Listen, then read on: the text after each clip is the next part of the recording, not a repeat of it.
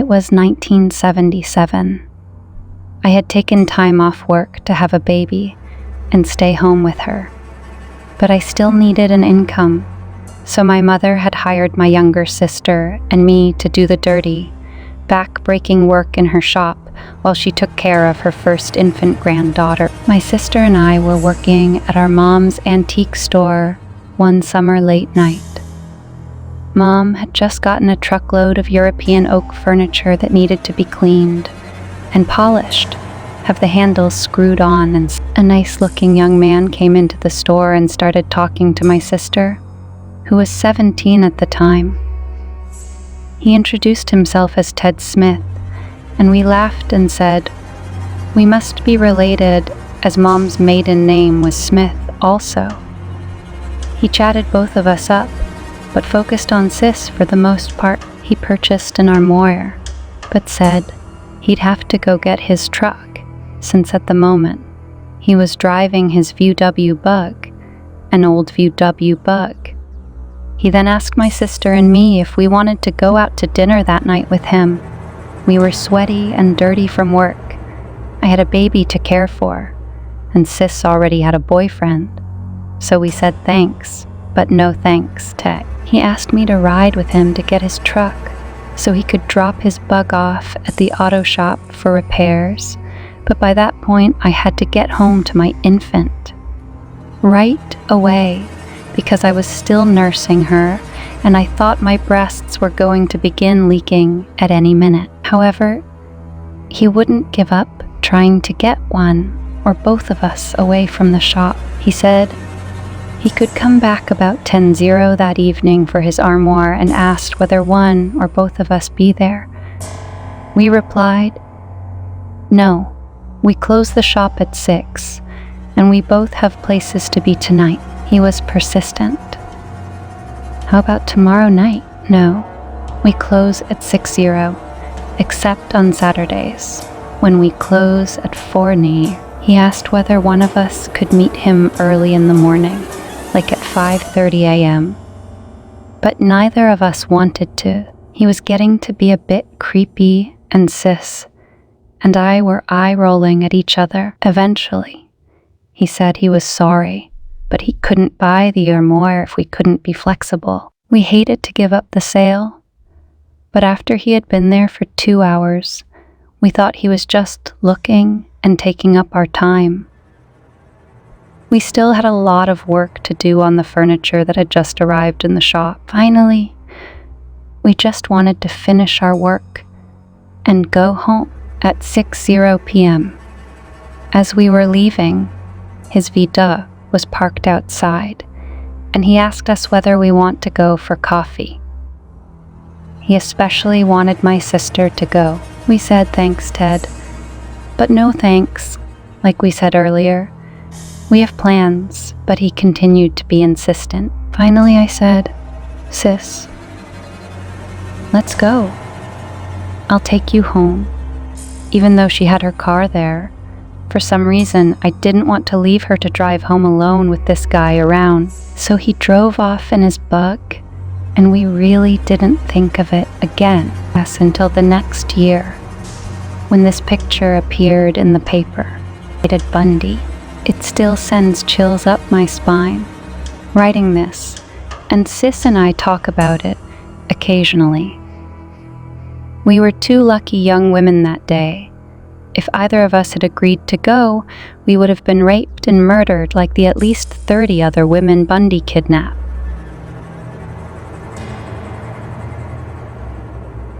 I was walking home from a friend's house sometime after 8 p.m. It was a mild summer evening, the kind of weather you're more than happy to wear shorts and a t-shirt in, but would not be uncomfortable in more. The sun had just set, but there was still that red hue that you get when the sun's light is being stubborn and refusing to lie down. I was less than a block away from my house. I believe I probably had earphones in, listening to either country or some popular contemporary hip-hop, possibly alternating between the two. At my house growing up, it did not matter what you were doing, you always used the back door. never the front. I think in all my life, I only ever used that front door twice. I'm not quite sure why, other than it led into the carpeted dining room. So, because of this, when I got to the corner where I could see my house, the third one from the corner, instead of heading towards it, it was common practice to continue on to the alley and head inside from that direction. So that's what I did. There was a row of tall bushes on that corner, and just as I got to them, I heard a faint rustling. I pulled my earphones out, and that's when I saw it.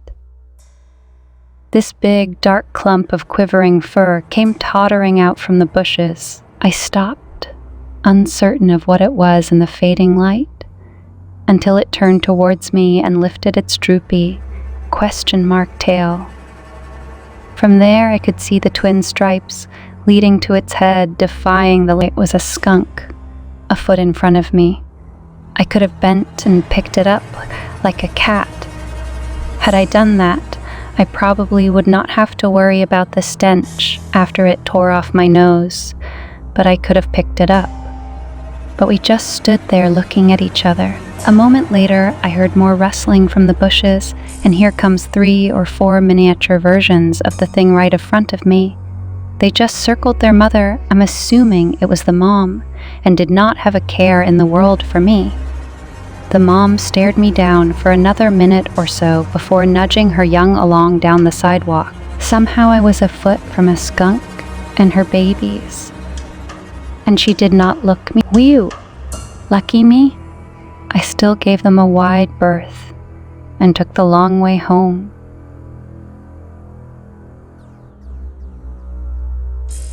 As darkness descended upon the small, isolated town, John found himself walking alone on a desolate road. The wind whispered eerily through the trees, casting unsettling shadows on the pavement.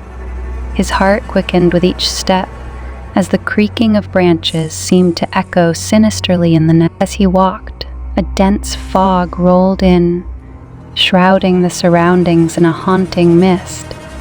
The street lamps flickered, creating an unsettling dance of light and shadows. John's unease grew, and he felt an inexplicable chill down his spine. Trying to dismiss his fears as mere imagination, John continued his journey.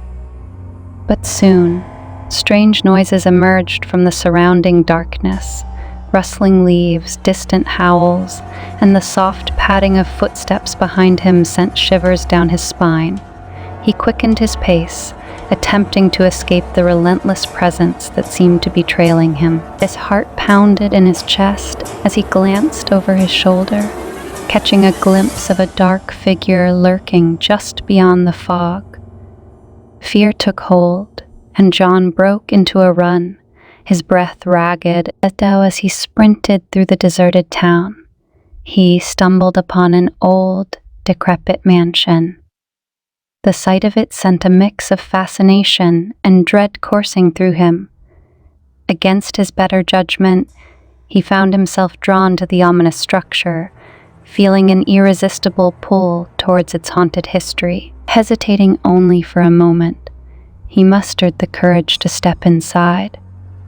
The air was thick with a musty scent, and the walls seemed to whisper haunting secrets. John's heart pounded, and he explored the mansion. But soon, he realized he was not alone within those ancient walls. Unearthly moans filled the corridors, and flickering candlelight illuminated ghostly apparitions that moved just out of his reach. The echoes of tortured souls seemed to resonate within his. Desperation overcame him as he searched for an exit, but the mansion seemed to twist and shift, leading him deeper into its malevolent heart. The ghost's mournful cries intensified, and the walls seemed to close in on him. John's mind raced, trying to find a way to escape the nightmare he had stumbled into.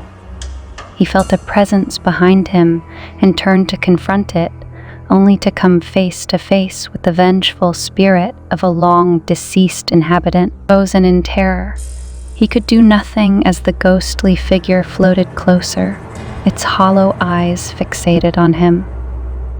The chilling touch of icy fingers sent a wave of dread through his body, and he could feel himself slipping into the grasp of the otherworldly realm and the depths of that haunted mansion. John's scream joined the chorus of the tormented souls trapped within, and his fate became forever entwined with the terrors that lurked in the darkness.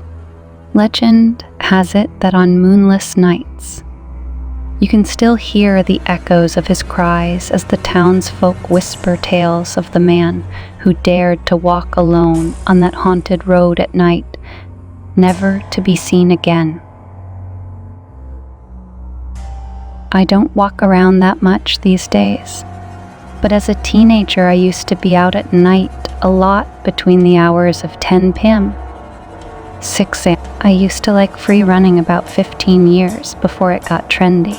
The scariest, creepiest thing that ever happened to me was being spotted by the police once when I was running across the rooftops of the local high street and then being hunted down. I came down from the rooftops and worked my way back to the ground and found myself in a yard full of gas bottles and outbuilding. I hid in a very narrow alleyway between two shed-type buildings and waited for the fuzz to lose interest in me. To my horror, around 2 minutes later, without a single giveaway sound being heard, a copper dropped from the roof of the shed above me, right in front of me, blocking my escape. That totally scared the crap out of me. My immediate instinct was that he would start beating the shit out of me, as they do, so I screamed at him to let me out of the confined space immediately. Fortunately, he was not actually that bad a guy and probably only about 22 himself, and he understood my panic in the situation. Although seemed a bit shocked, I assumed he would beat me up, and we were all good friends by the time I received my caution for trespass.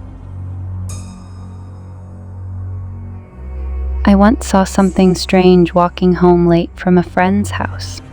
I lived in New Jersey and was miles away from the nearest zoo. I heard a noise in the trees across the street, in a wooded area, and looked up. I saw something slightly smaller than a man jump from one tree to another. My instinct was but monkeys aren't native to New Jersey or America for that matter. Its legs were too long to be a monkey anyway, and no human would be able to see well enough in the dark to jump from one tree to another. The tree was a good 20s tall at least, and this thing jumped from the very top of it, the little skinny branches that wouldn't support much weight. I still have no idea what it was, but I didn't stick around to find out.